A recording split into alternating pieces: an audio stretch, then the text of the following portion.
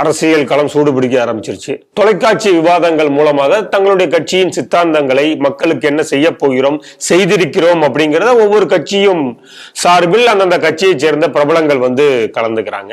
அதுல கருத்து விவாதங்கள் நடைபெறுகிறது. அப்படிப்பட்ட ஒரு நிகழ்ச்சி தான் 2 நாளைக்கு முன்னாடி நடந்திருக்கு. அந்த நிகழ்ச்சியில பாஜகவின் மாநில இளைஞரணி தலைவர் எஜ்ஜி சூர்யா பங்கு பெற்றிருக்கிறார். அப்படி அந்த நிகழ்ச்சியை முடிச்சுட்டு வெளியில வரும்போது அவரை திமுகவின் தொண்டர் படை சூழ்ந்து அவரை தாக்குறதுக்கு முயற்சி பண்ணியிருக்கிறதாக தான் ஒரு பதிவே போட்டிருக்காரு. இதுல இப்போ கருத்து சுதந்திரம் பத்தி பேசக்கூடிய திமுக ஆட்சி காலத்துல இந்த மாதிரி சம்பவங்கள் நடந்திருக்கு. இதை செய்தி எப்படி பாக்குறீங்க? இந்த தாக்குதல் நடந்த உடனே திமுகவுக்கு ஆதரவாக இருக்கக்கூடிய யூடியூப் சேனல்ல இருக்கட்டும், அவங்களுக்கு ஆதரவாக சமூக வலைதளங்களில் 200 ரூபாய்க்காக இருக்கலாம், இல்லை அதை விட குறைந்த வருமானத்தோடு எழுதக்கூடியவர்களாக இருக்கலாம். ஏன்னா ஆளுக்கு தகுந்த மாதிரி தானேங்க. ஆனால் எவ்வளோ தான் இருந்தாலும் 200 ரூபா தான் மேக்சிமம் அது.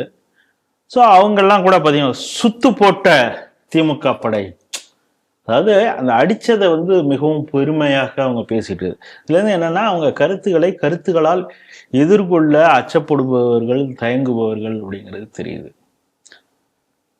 பார்த்தீங்கன்னா ஆரம்பத்திலேயே அவர் பேசும் பொழுது, இது இப்போ சமீப காலமாகவே அப்படி ஒரு ட்ரெண்டானா அந்த நிகழ்ச்சியே பிரபலமாகும் அப்படின்னு சொல்லிட்டு, இது போன்ற யாராவது பிரச்சனை பண்றாங்கன்னு வச்சுங்க, அதை அந்த நெறியாளர் அப்படின்னு சொல்லக்கூடிய அந்த நெறியாளரே ஊப்பியாக தான் இருப்பார்.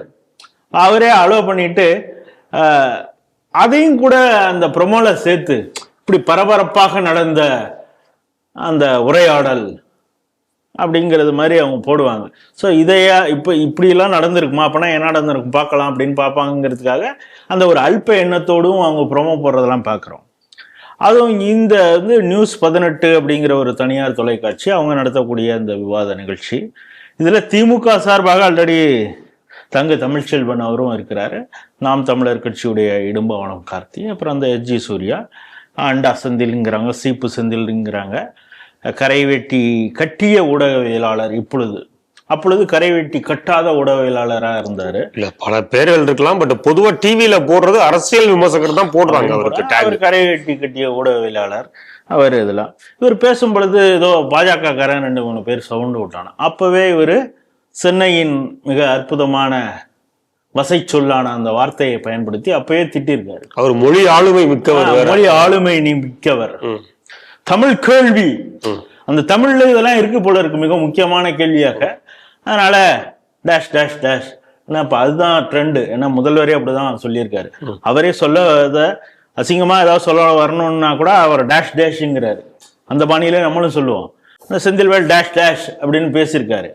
அதற்கு எதிர் தரப்புல இருந்து பாஜக அந்த இளைஞர்களும், அவனும் இளைஞர்கள் ஆள் தானே வந்திருக்கான், அவனும் டேஷ் டேஷ் அப்படின்னு இருக்கான்.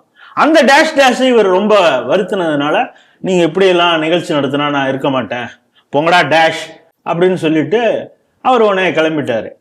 இல்லை டேஷ்னு நீங்களும் தானே சொன்னீங்க, இருங்க அப்படின்னு அந்த நெறியாளருங்கிற டேஷ் அவரை போய் கூப்பிடுறாரு. அவர் இல்லை நான் பார்த்துக்கிறேன் அப்படின்ட்டு வெளியில போறாரு.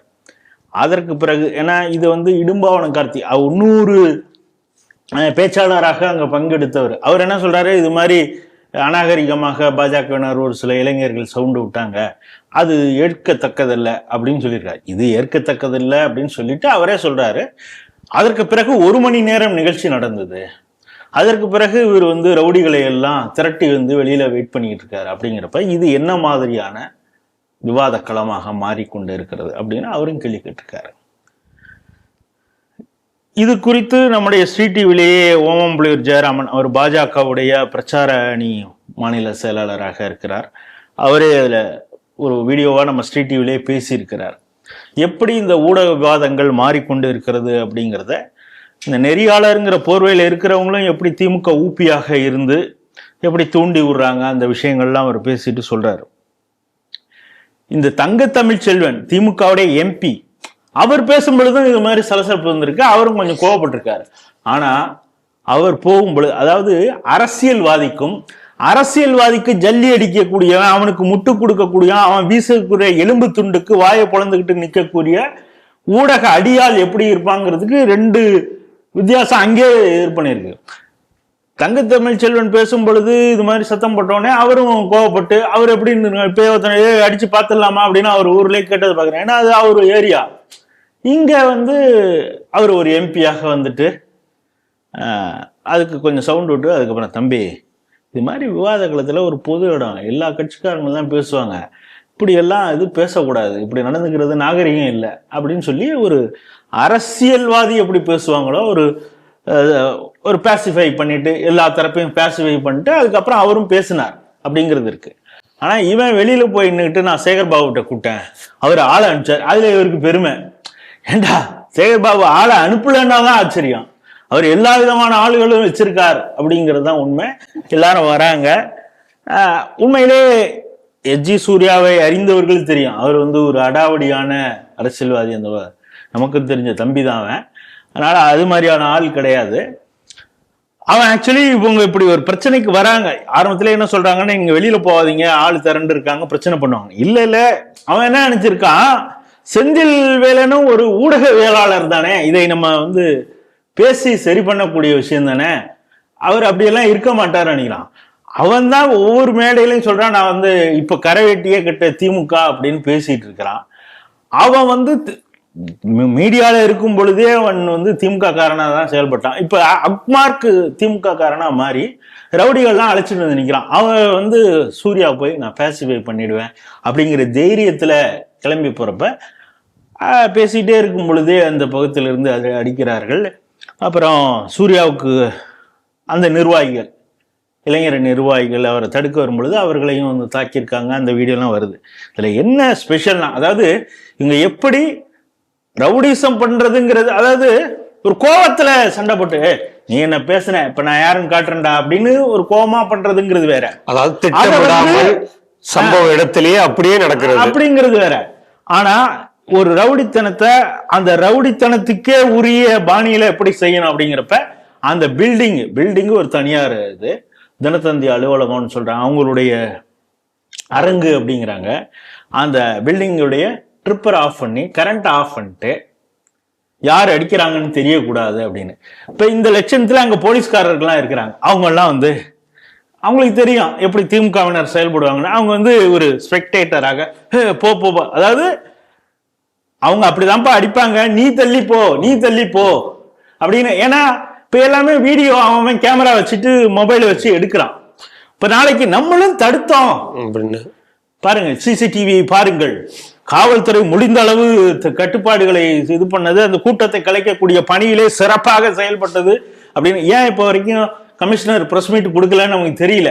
ஏன்னா அவங்க ஒரு வீடியோ ஒன்று போட்டு பாருங்கள் இவர்கள் தான் ஆரம்பித்தார்கள், ஏன்னா திமுகவுக்கு ஆதரவாகவே பிரஸ் மீட் கொடுப்பாங்கன்னு பார்த்தா ஒன்னும் கொடுக்கல. 2 நாள் கழிச்சு தான் சார் கொடுப்பாங்க. அந்த அதாவது திமுக காரன்ட்டு ஏதாவது வீடியோ வாங்கிட்டு அவங்க பேசுவாங்களா என்னன்னு தெரியாது, நாங்க தடுத்தோம் பாருங்க அப்படின்னு காட்டுறதுக்கு. அதனாலதான் பாஜகவுடைய தலைவர்கள்லாம் சொல்லியிருக்காங்க, ஆட்சிகள் மாறும் காட்சிகள் மாறும். அதாவது இன்னைக்கு இருக்கிறது வந்து நாளைக்கே அப்படியே இருக்கும்னு சொல்ல முடியாது. அப்பொழுது இந்த காவல்துறையினர் என்ன பதில் சொல்ல போகிறார்கள், அவங்க பார்க்க விட்டு வேடிக்கை பார்க்குறாங்க அப்படிங்கிறது தான், நடக்க விட்டு வேடிக்கை பார்க்குறாங்க. உங்களுக்கே தெரியும், திருப்பரங்குன்றத்துல பக்தர்கள் மீது இனிக்கோ திவ்யா எப்படி ஒரு திமிராக ஹேண்டில் பண்ணார் அப்படிங்கிறத பார்க்குறோம். அந்த லேடி போலீஸ் வேலூர் இப்ராஹிம எங்களுக்கு தெரியாது, அல்ல 6 மணிக்கு இன்னைக்கு வரக்கூட இப்போ வந்தா இப்போ மேலே விட மாட்டீங்கன்னா நாளைக்கு எத்தனை மணிக்கு அதை நாங்கள் ஏன் சொல்லணும் அப்படின்லாம் திமிரா பேசுனது. இந்த திமிரா பேசுனதை நேற்று வந்து ஜஸ்டிஸ் ஜிஆர் போய் சொல்லியிருக்கணும்ல, யாரு உங்களுக்கு இது பண்ண அனுமதிக்க கூடாதுன்னு சொன்னா அப்படின்னா ஏன் தலையை தொங்க போட்டு நிக்கிறீங்க? தைரியமா நாங்க தான் பண்ணோம், நான் கிறிஸ்துவன், அவங்கள பார்த்தாலே எனக்கு எரிஞ்சது, அதனால அந்த பக்தர்களை நான் மேல விடல சொல்லணுமா? எனக்கு திவ்யனுக்கு தைரியமா சொல்ல தைரியம் உண்டா அப்படின்னு நேற்று தலையை தொங்க போட்டுருக்கேன். வைக்க போறாங்க ரிவிட்டு. இந்த நீதிமன்ற அவமதிப்புல என்ன நடக்கும்? இதே போல ஆட்சியே நாளைக்கு மாறுதுன்னு வச்சுங்க. இப்ப நமக்கு முட்டு கொடுப்பதற்கு இந்த திராவிட கட்சி திமுக இருக்கிறதுங்கிற தைரியத்துல இவங்க செயல்படுறாங்க. நாளைக்கு ஆட்சி மாறும் பொழுது இவர்கள் என்ன ஆவார்கள்? இவங்க ஏன்னா இவர்களை எப்படி தண்டிப்போன்னு உதயநிதி ஸ்டாலின் சொன்னார். சொல்லிட்டு என்னென்ன வேலையெல்லாம் அவங்க செஞ்சாங்கன்னா, ஆனா பாஜக அப்படி செய்யாது. ஆனாலும் இது போன்றவர்களை எப்படி பனிஷ் பண்ணுங்கிறது அவங்களுக்கும் தெரியும். ஏன்னா அவங்களும் ஒரு அரசியல் கட்சி தானே, இதை காவலர்களும் புரிந்து கொள்ள வேண்டும் அப்படின்னு. அடுத்தது இந்த திமுக காரர்களுக்கு ஒரே ஒரு விஷயம் மட்டும் நம்ம சொல்லலாம்னு நினைக்கிறேன். இன்றைய வீடியோலையும் ஜெயராமன் சொல்லியிருக்கிறார். என்னன்னா, ஒவ்வொருத்தவங்களுக்கு ஒரு இடத்துல ஸ்ட்ராங்கா இருப்பாங்க. ஸ்ட்ராங்கா இருக்கிற இடத்துல நீ சிலம்பம் விளையாடலாம். நீ ஸ்ட்ராங்கா இல்லாத இடத்துல மற்றவர்களாலையும் பண்ண முடியும் அப்படிங்கிறது. ஏன்னா அரசியல் கட்சின்னா எல்லாரும், அரசியல் கட்சியில எல்லா மாதிரியான ஆட்களும் தானே இருப்பாங்க.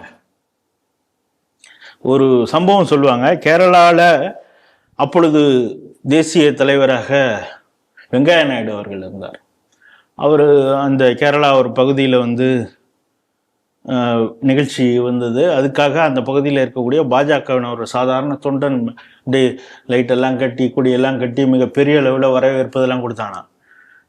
கேரளா புறத்துல இந்த கம்யூனிஸ்ட் கொஞ்சம் ரொம்ப துடிப்பா எவனாவது வேலை பார்த்தானா, பாஜக காரனா இருந்தாலும் சரி, காங்கிரஸ்காரனா இருந்தாலும் இவனை எப்படியாவது சம்பவம் பண்ணணும்னு பார்த்துட்டு அவன் மீது தாக்குதல் நடத்தி அமைதியை ஆக்கிடுவாங்க.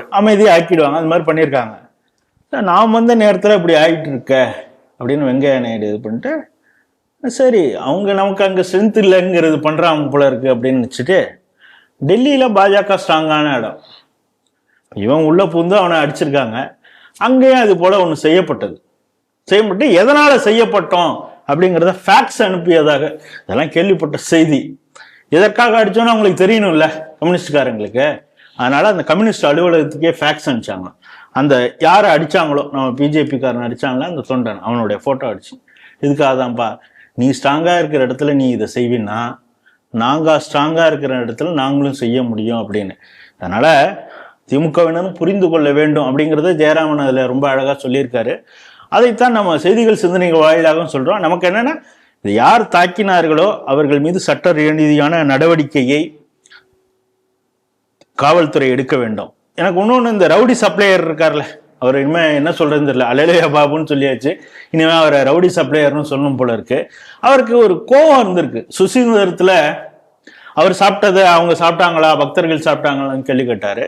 அப்பொழுது சில பேர் நான் அங்கே கேட்டேன், சில பேர்கிட்ட போய், உண்மையிலே நீங்கள் அங்கெல்லாம் என்னெல்லாம் பேசிக்கிட்டாங்க, இது கன்னியாகுமரி மக்கள் சாதாரணமாக ரொம்ப டெம்ட் ஆகிடுவாங்களே, ரொம்ப சூடாகிடுவாங்களே என்னென்னு.